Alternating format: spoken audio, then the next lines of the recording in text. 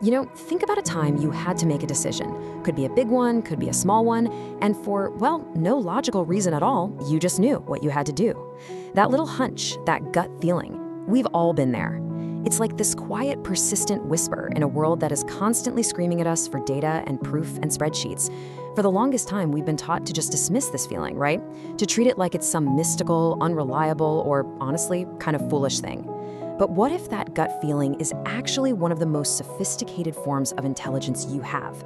What if it's your brain's fastest, most powerful processor just doing its job?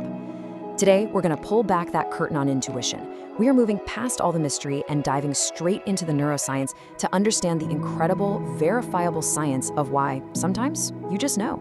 And I really want you to take a second with this. Let a specific memory come to mind. I bet something just popped into your head, didn't it? Maybe it was that sudden, completely inexplicable urge to slow down while you were driving, only to see a car spin out of control just a few seconds ahead. Or maybe you met someone who, on paper, was absolutely perfect, charming, successful, everything you thought you wanted. But something deep inside your gut, this cold, heavy feeling just screamed, run. That feeling, that internal alarm bell that just completely defies logic, that is exactly what we're talking about today. It's a universal human experience, and really understanding where it comes from can fundamentally change how you navigate your life. So this brings us to this big conflict that so many of us face, probably every single day. We're caught in this constant tug of war between our rational, calculating mind and that deep, instinctual feeling. I mean, our modern world, it champions logic, right? We're taught from a super young age to show your work, to cite your sources, to build a case with hard evidence. If you can't put it in a spreadsheet and defend it with data points, does it even count? And this cultural bias, it creates this internal battle that leaves us feeling profoundly stuck and just doubting our own inner compass. And the result of all this internal conflict? Well, we get completely and totally overwhelmed. We're just drowning in information. Think about it. Before you buy a simple toaster, you might spend hours reading dozens of reviews, comparing wattage and heating elements until you are just exhausted.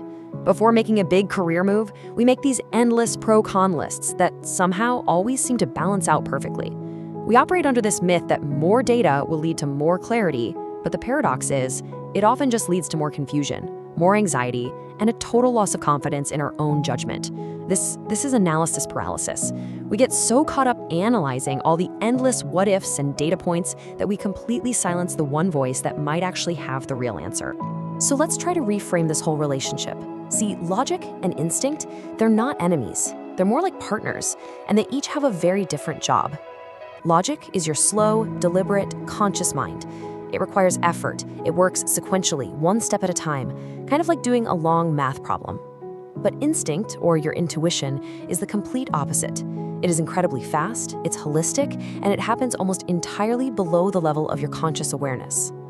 I want you to think of your intuition not as some wild guess, but as a powerful biological supercomputer that has been running, learning, and cataloging data every single second of your entire life.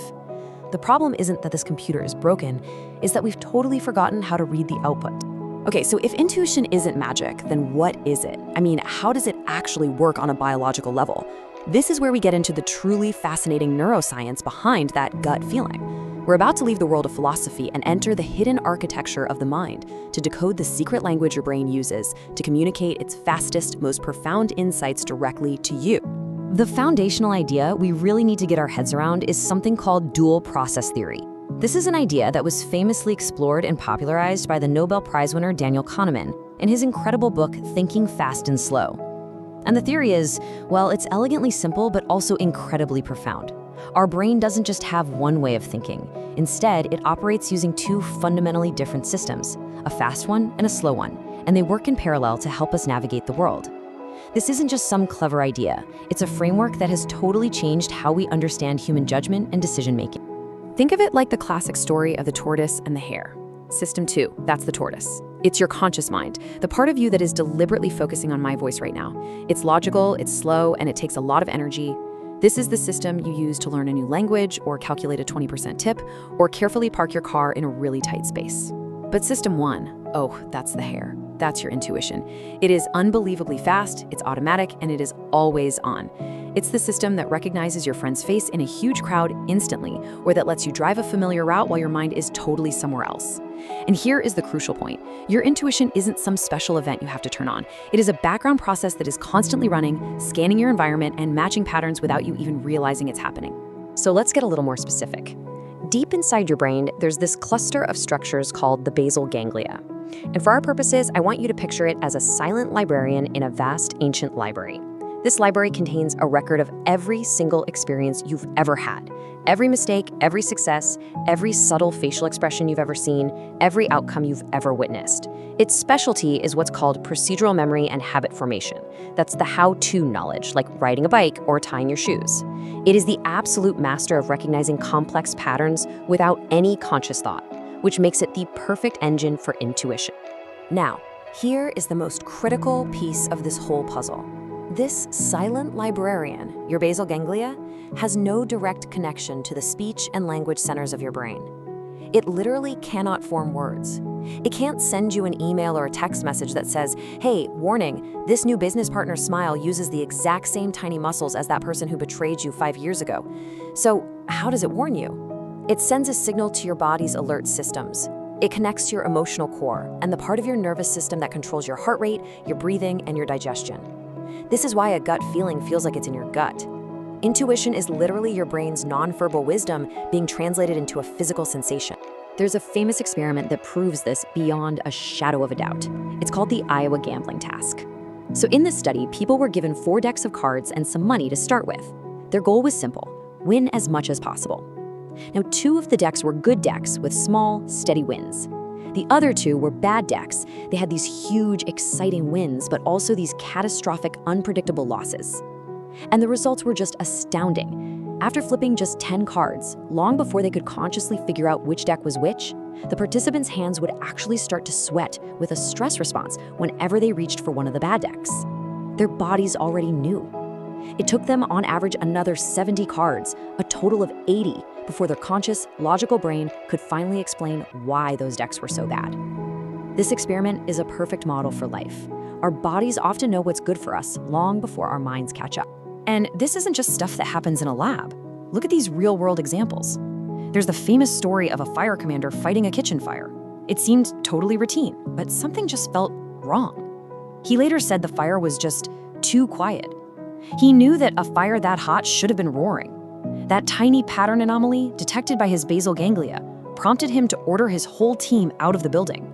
Seconds later, the floor they had been standing on collapsed into the basement, where the real, much bigger fire was silently raging.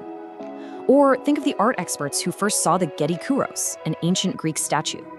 For decades, they just felt it was off. It looked too fresh. Their intuition was screaming fake, but science couldn't prove it. Finally, years later, advanced analysis confirmed their gut feeling. It was a brilliant modern forgery. Their intuition had picked up on tiny inconsistencies that took science years to finally verify. Okay, so this brings us to what is probably the single most important and practical question of all. We have all been there.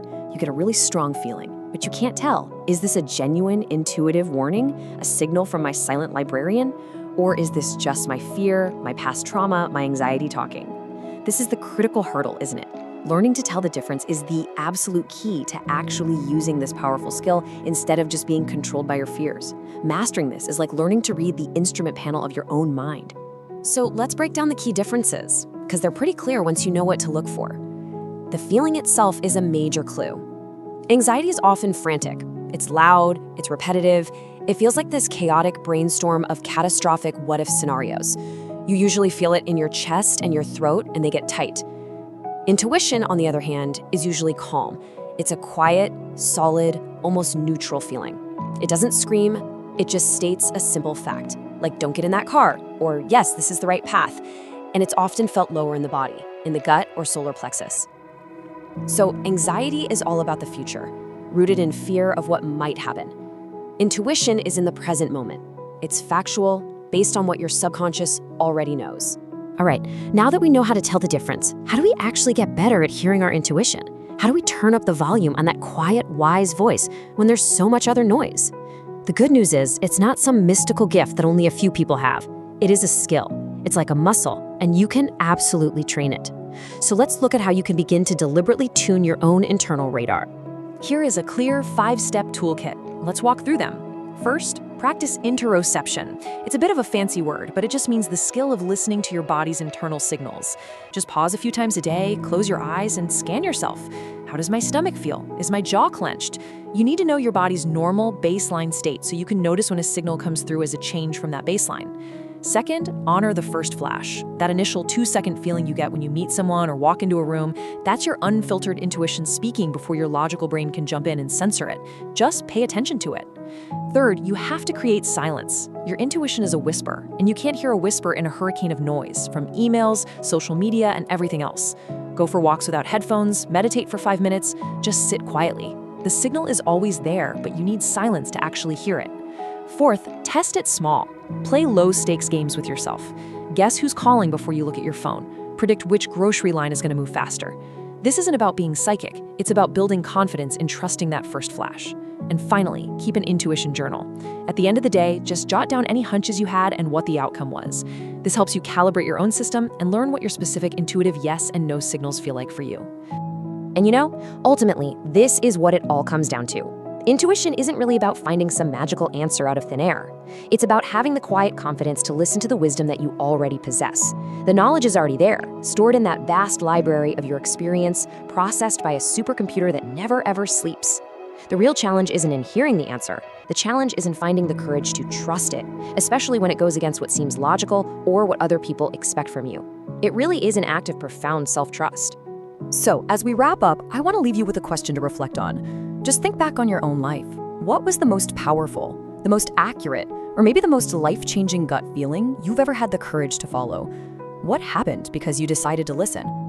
Recognizing the power of intuition in your own past is the most powerful way to build the confidence you need to start trusting it for your future. Thanks so much for joining me.